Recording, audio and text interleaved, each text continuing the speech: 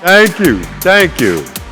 I have to tell you that anytime I get a reception that warm, I always feel like I need to make sure everybody knows Will Smith is not coming. I will also share with you that I am absolutely honored to be here with you all today. I've been blessed with the opportunity to visit many parts of the world the last few years. I've spoken in over 80 countries, a few trips throughout the UAE, but this is the very first time that I've ever been invited to the Kingdom of Saudi Arabia, and I'm absolutely thrilled to be here. I am thrilled to be here. For me, this represents right now one of the most exciting places on the planet. Doors are being opened, new opportunities are being created, platforms are being expanded. Indeed, under the leadership of your Crown Prince, the entire future is being reimagined. My time with you today is very, very brief. And I asked myself, how could I best communicate my thoughts and ideas with all of you? And I wish I had your email address. I wish I could reach you on Facebook or Twitter or Instagram or WhatsApp or wherever you hang out. And if I could, I would reach out to you every day and say pretty much the same things. The first thing that I would do, if I had your email address, I would explain to you, why do I spell happiness with a Y? That why is there to make us all mindful that it is you and your responsibility, you and your opportunity to create the future that you want for you and your family. The second thing that I would do, if I had your email, if I could reach you, the second thing I would share with you, I would talk about the second most important decision that I've ever made in my life. And that decision was, I made it at your age or younger. That decision was, I was going to become world class at whatever I did with my life. Not good at it, not pretty good at it, but world class at it. And let's define world class. Keep it simple. A conversation is being held and the question comes up, who's the best in the business? Somebody's got to say your name. Same conversation, same question. Who's the best in the business? If nobody says your name, then you got work to do. Same conversation, same question. Who's the best in the business? If nobody says your name and you don't care, get out of the business. You'll never be any good at it. But the ultimate validation in that scenario, when that question comes up, who's the best in the business? The ultimate validation is when somebody who does not like you says your name. When the folks who would not take your phone calls are now hoping that you'll return their phone calls.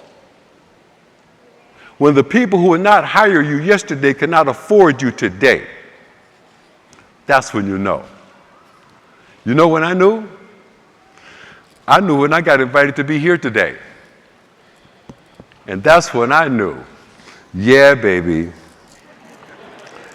If I had your email address, if I had your email address, if I could reach you on Twitter or Facebook or Instagram, I would be saying to you again the same thing every day, which is the people that you're ultimately going to be competing with, they are not in your line of sight. They are not in your field of vision, but they need to be on your radar. Because of globalization and technology, the people that you're ultimately going to be competing with are all over the world.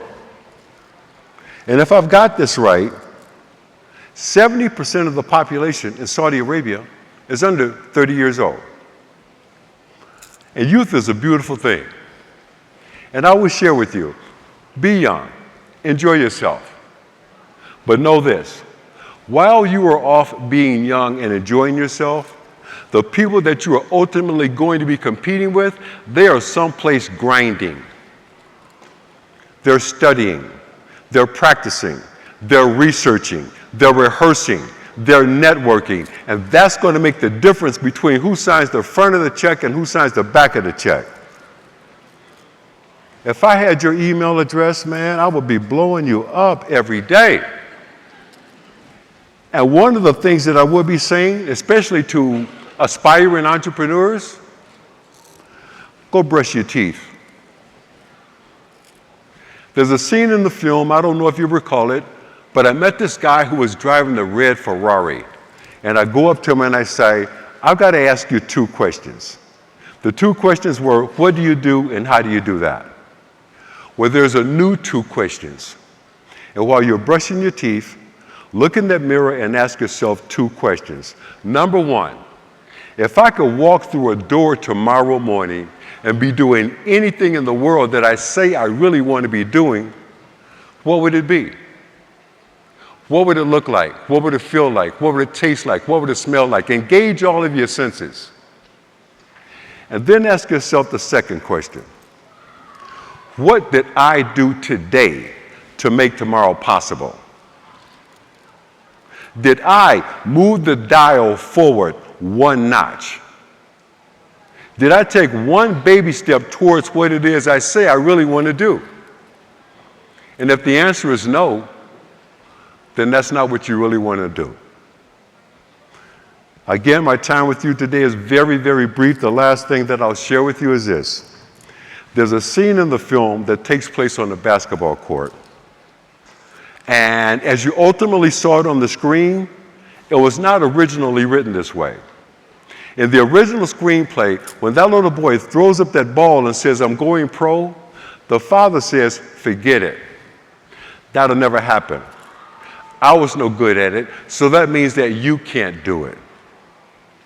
I waited until we were going to film that scene that day, and I went up to Will Smith and I said, you can't tell that to that little boy, because that's not what my mother told me. We had a very heated discussion about it. Me, Will Smith, our director, Gabriel Muccino, and one of the producers. The producer's position was, well, the father's got to keep it real with the kid. My position was, man, you live in Hollywood. What you know about keeping it real? We had a very heated discussion about it for 30 minutes, and finally, it was Will Smith who says, you know what? Chris is right, because my mother told me the same thing. We tore up the original script, and what we wrote was, don't ever let somebody else tell you what you can't do. When other people are saying something can't be done, you've got to hear them saying that they can't do it. If you got a dream, you got to protect it. If you want something, go get it, period. Thank you.